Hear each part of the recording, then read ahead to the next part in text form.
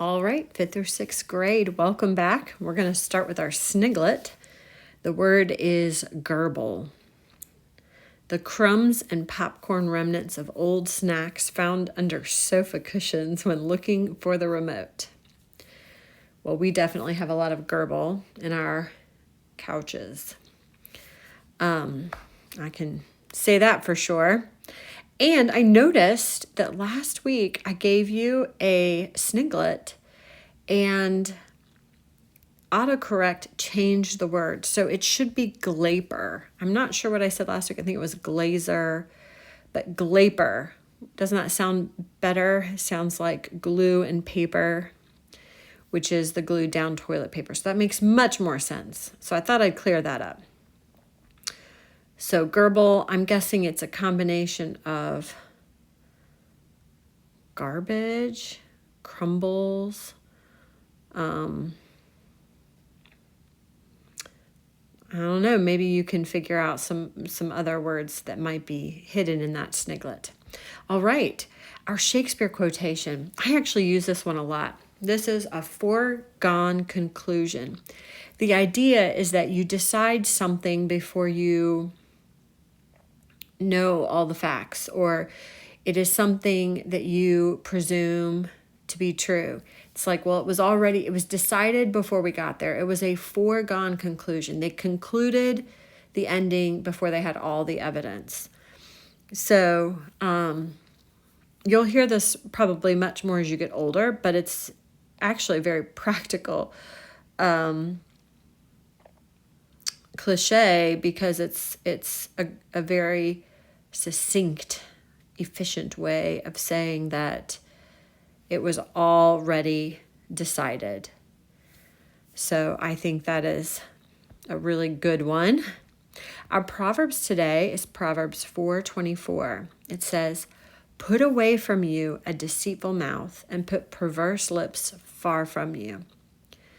I think this is probably talking about your own mouth, the idea of don't have a deceitful mouth. You can't really put your mouth away. But it's saying put your deceitful mouth away. Put lying lips far from you. You should not have those close to you. But it also could mean other people who have a deceitful mouth and perverse lips. In other words, you should not be friends with liars. Sometimes it's inevitable. Sometimes you are witnessing to someone maybe who's a chronic liar, but they should not be your close, dear friends. People who lie are going to get in trouble, and it's not safe, and they will pull you down with them. All right, I'm excited about our assignment today. So I hope you have a piece of paper and notes, or if you're keeping everything in a notebook, get out your notebook. We are going to talk about news articles and how to write a news article. Now, I know some of you have done this before.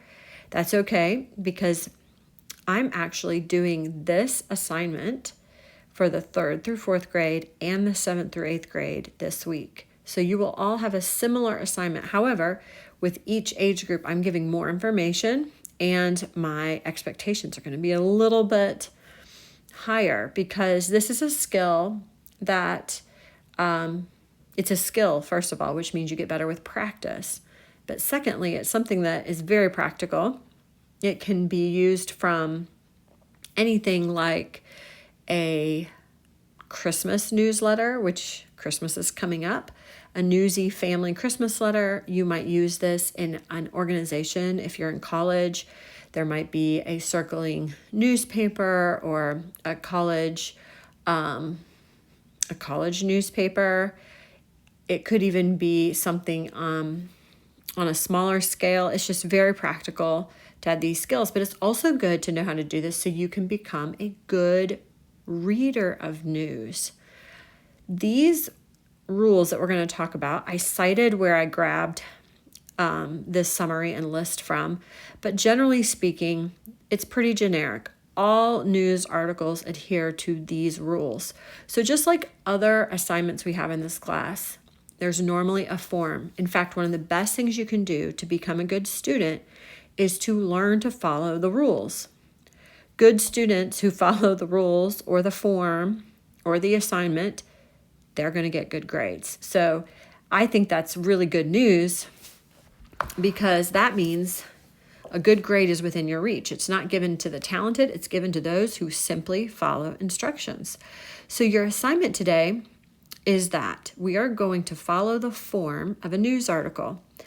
So the first element of a good news article. Oh, I should also explain before I get going there that a news article, it's called news because it is new information, relevant, it's current. That means it's something that is going on right now or maybe yesterday, but it's not something that's happened in the past.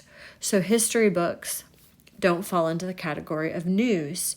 Information like scientific information, if it's standard information like from your science textbook, not considered news. It would be news, however, if there were a new scientific discovery this week. That would be newsworthy. And the clue is even in the title. Something that is new is news, because it's not something you've heard before. So they generally fall into several categories. You'll have news about maybe popular people.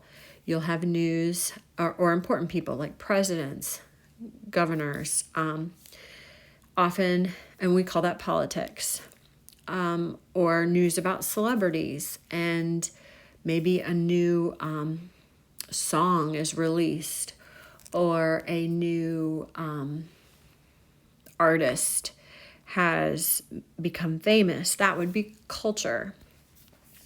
Maybe there's articles on sports. A team, there was a surprise win this past week, and so there's an article telling us about it. A news article zooms in on a very specific event or discovery, and it's not a broad article like we might write an essay on, the effects of lack of sleep or something. That's not technically a news article. So the way we're going to do this is you find a very specific story and you collect facts on this story. Okay? So how would you collect facts? Some of this again is review, but I'm going to scratch it in over on the side here. But we ask the questions: who, what, where, when, why, and how. So as you're gathering facts, this is the information. These questions will help you get the information you need. The next thing you want to do is come up with a catchy but informative headline. I should be highlighting this as we go. So facts, then a catchy, informative headline.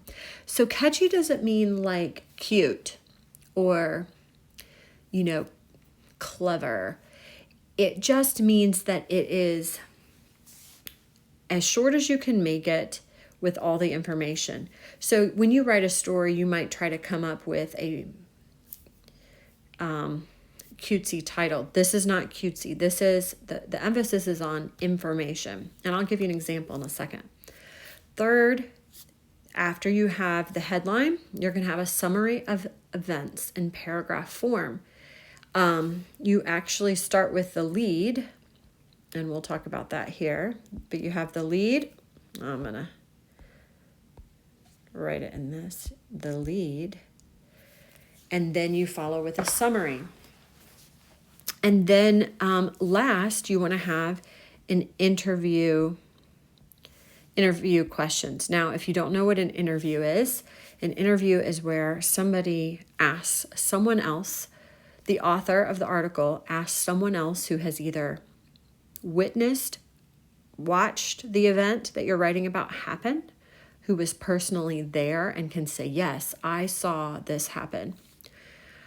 Or maybe they've had some sort of experience where they've interacted with the people at this event or this catastrophe.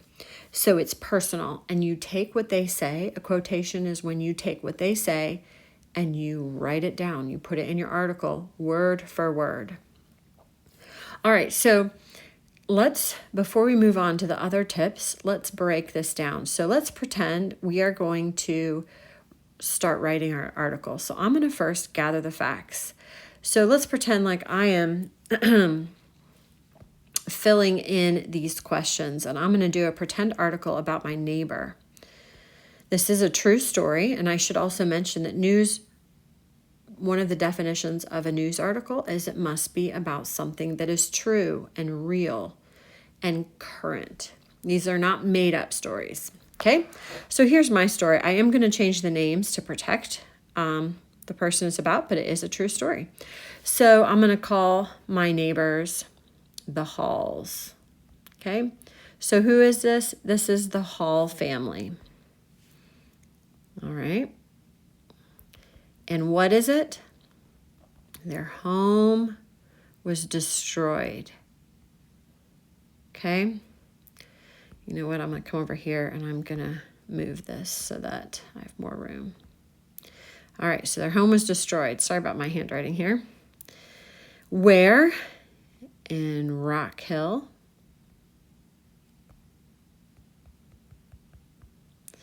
When? Let's see. During Hurricane Helene on September, I think it was the 27th. I'll have to go check. 2024 at around 6 a.m. Why? Because a tree crushed it. And how?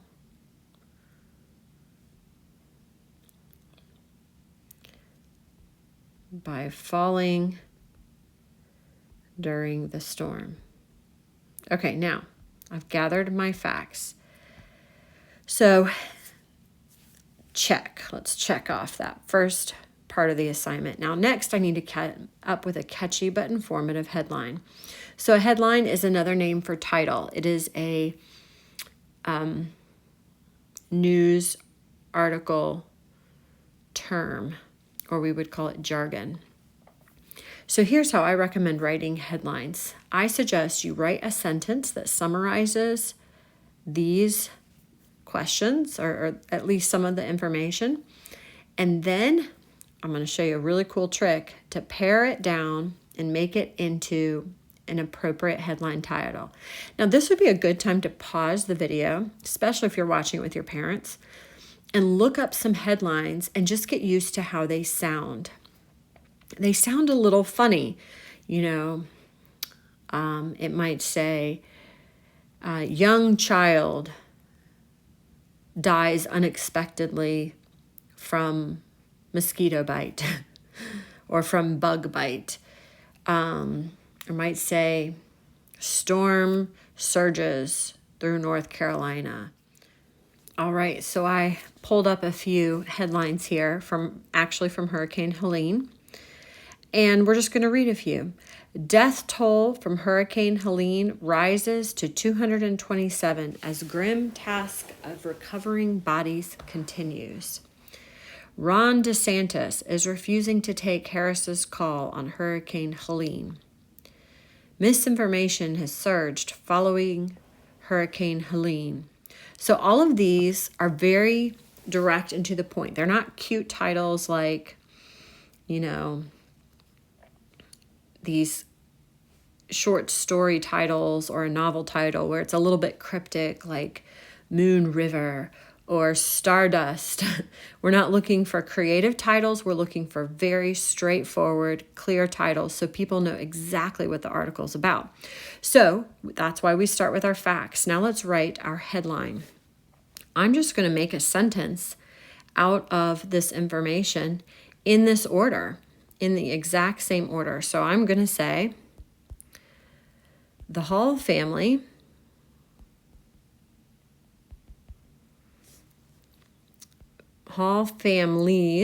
home was destroyed by a tree falling and crushing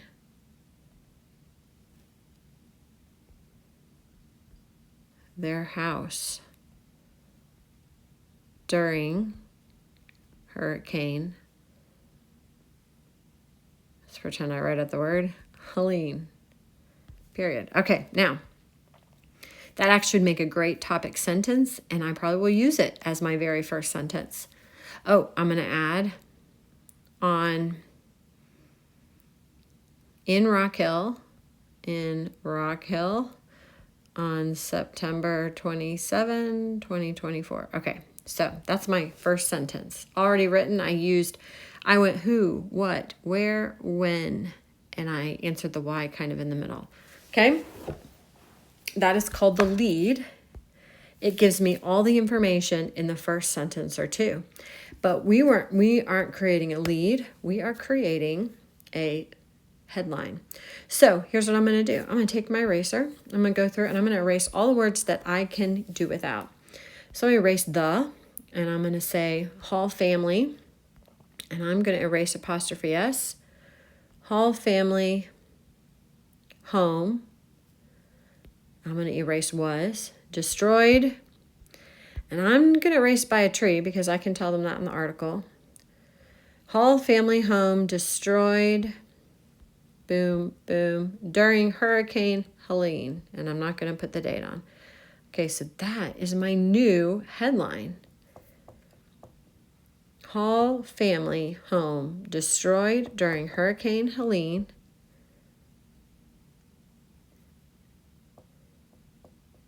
And then I'm going to go back and I'm going to capitalize any word that I would normally capitalize in a title. So I'm going to take my pencil and I'm going to make family capitalized. I'm going to make home capitalized. Hall's already capitalized. I'm going to capitalize destroyed and during. And I have no punctuation at the end. I already erased it because it's a headline. It's a title. So now my new title reads, Hall family home destroyed during Hurricane Helene. So I'm going to add my title because you guys are going to help me write this paper right here. All right. So let's just type it in now. Come on. Ooh, that was weird. All right. Hall family home destroyed during Hurricane Helene. All right, that's my headline. Now, for the body of my paragraph, I want to first have my lead. So I'm going to type that out as it was. So I had Hall. I had the Hall, not capitalized. Families, home. And I might even put, in Rock Hill, South Carolina, was destroyed when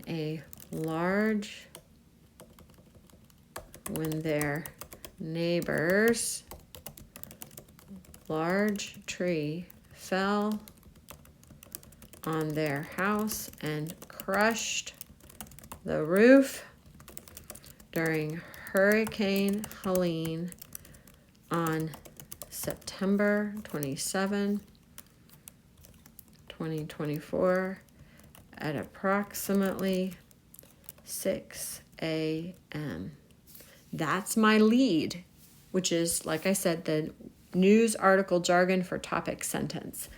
But the topic sentence in news articles must contain as much information from your questions as you can get in it. Okay, now I'm going to show you the rest of the paragraph, the rest of my article.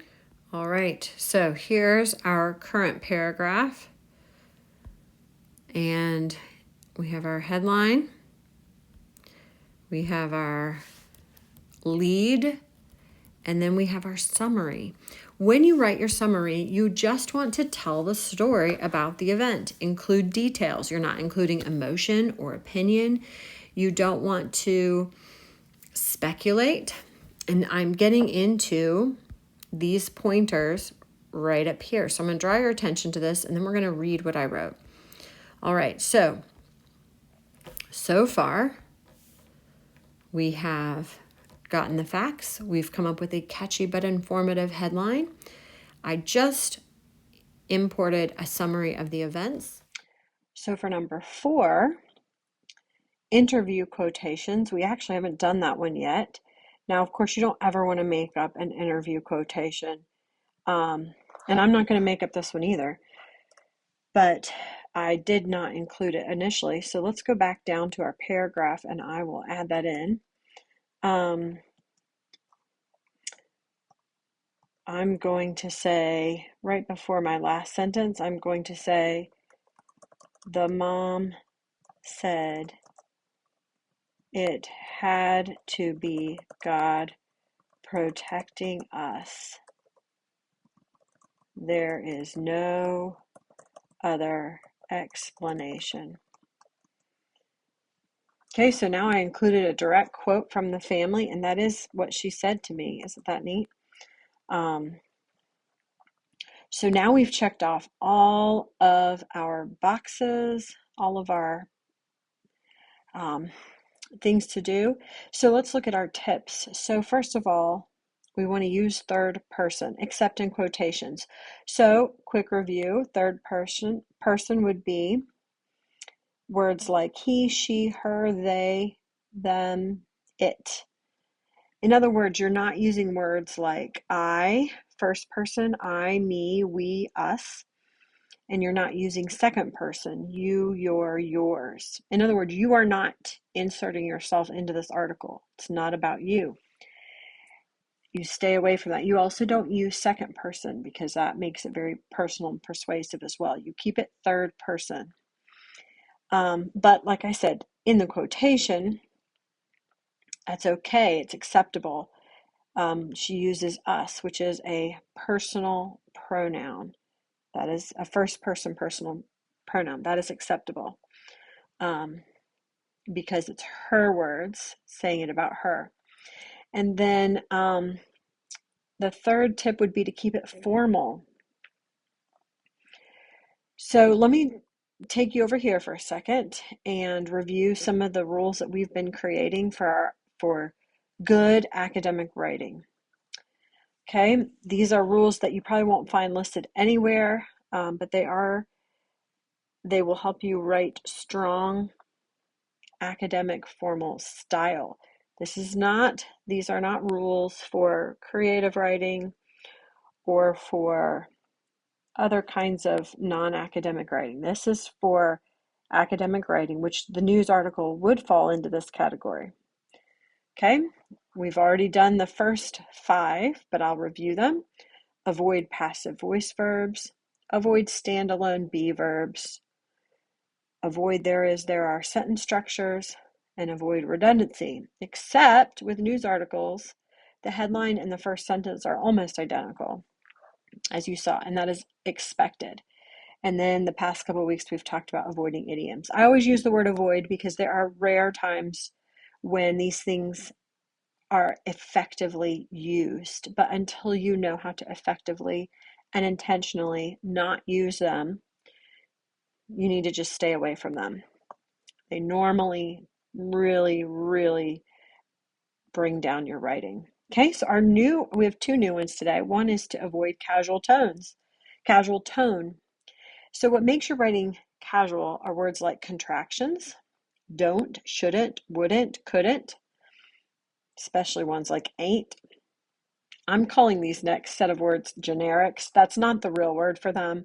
I just didn't know how to summarize it, but they're words like kinda, really, very, big, lots. Don't use words like slang, which I hope you're proud of me. I looked these up. Cap, salty, and sus. Those are current words that nobody knows the meaning of except for the current generation that's using them, or maybe a certain subculture. Not appropriate for formal academic writing. And then jargon. Jargon is when you use terms or vocabulary that are specific to a certain area, like a sport or a hobby. The examples I pulled, the first one is RBI. That's a baseball term that I cannot tell you what R, B, and I means, But I don't know what it means, but it's a baseball term. So you would not want to use that in a general article. However, if you're writing a sports article about baseball, it would be completely appropriate because you know your readers would all know what an RBI is. Stitch and purl. Nobody outside of the crocheting, what's the other one? Knit, crocheting and knitting community would know what stitch and purl actually means. I know it's one of their terms for instructing how to follow a pattern, but I couldn't explain it to you because I'm not a prolific crocheter knitter. Another example would be the phrase fold in eggs that is used a lot in recipes. If you don't bake or you're not familiar with that phrase, you don't know what that means. And if you are familiar with it, you know it means to gently incorporate the eggs into the dough, not literally to fold them. But these are examples of jargon. That means that if you're writing a baking article to a baking audience, certainly you're going to use baking terminology and phrases. But outside of that group, you need to stay away from jargon. So don't use pilot jargon in an article about a storm because the people reading the article are not pilots. So be careful how you use jargon. So our next new rule is to avoid first and second pronouns. This is especially important in opinion pieces, which sounds a little bit contradictory, and we'll do an opinion piece down the road. Articles, news articles, literary papers, research, all of those kinds of papers, you need first and second pronouns will kill your paper because they insert you into it and it comes across like you're biased or it's your opinion, which if it's your opinion, then it can be ignored because nobody cares about your opinion, right? If you say you are yours, you're bringing the audience member in and you're becoming too confrontational, too personal. So you should always avoid first and second pronouns in formal academic writing. Another way to say this is to only use third person pronouns. Now, I put in parentheses these pronouns to remind you which ones go with which. And I didn't include all of them. I remembered after I did this list that I did include us in the list, the first list. And it's worth noting that you can always use very formal pronouns like one or and the way you would use this is instead of saying you should know that blah blah blah blah blah, you could say one should know. It's very formal. I wouldn't use that unless you know for sure it's appropriate. So let's look back at this. So you're writing from a third person perspective. The only personal pronoun is the yellow highlight. I don't say, I think that. I'm careful not to speculate about a dead tree, or maybe the neighbor was irresponsible by not keeping up with his yard or anything like that, because that would be my speculation or my bias. I would be inserting myself into this article. I don't say I think. Not using first person like I, you, I, me keeps my opinions out of this article. So you want to be careful that with this kind of thing, you're not incorporating bias. Now, this would also be a great conversation to have with your parents because unfortunately, good journalism, good news is unbiased. That means it gives you the facts.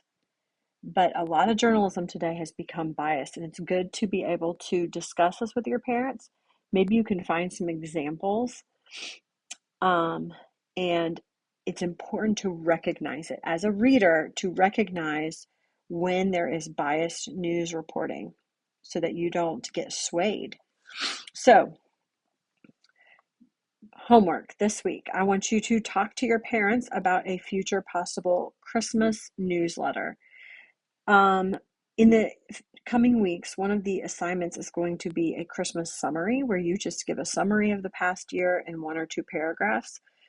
You will still be assigned that, but another option, just to keep in mind, totally optional, is if your parents want you to use the next 5 assignments to include a Christmas newsletter style letter. If you're going to actually, you could use these assignments and send them out to family and friends. It's really fun to do if you're doing this with multiple people in your family, if multiple siblings are doing this writing class. We do this, we've done this at least 1 year, maybe a couple years before, where different family members, cousins, nieces, my own kids will write articles about specific events that happened in the past year. Someone bought a new house, someone got married, a baby was born, and one of the students would write an entire article on that single event. And so we have a newsletter about a new family member being born, a new family member getting married. We have another article about someone is got a promotion, or etc. So you're highlighting different areas, but a single article is dedicated to that single event. And so it makes for a really fun newsletter. You're welcome to share this part of the video with your parents if they're not watching, and then discuss options. I will include a link to a tutorial I watched that helped create a Word document that looked like a newspaper. It's actually pretty challenging. But aside from that, your assignment for this week is to choose a real event from this past year, happened to you or your family or someone near you, to write your article. And if you need help getting started, you can read a few news articles with your parents to get used to the form. And then parents, as you're grading this, here's how I would grade it. They get off for each missed element. So you have the 4 elements here at the top, and then you have the 3 tips that need to be included. If they accomplish all 7 of those things, they get 7 out of 7. And then, of course, separately from their formal grade, you will find 10 or less things outside of this, or I should say, including these things, to edit and only hold your student responsible for things that they know how to do, and then have them correct those 10 things and turn it back in. But they don't get counted off for the 10 things that you find and ask them to change. Misspellings, capitalization, punctuation issues, wrong verb tenses. But do take off a point if they use first or second person.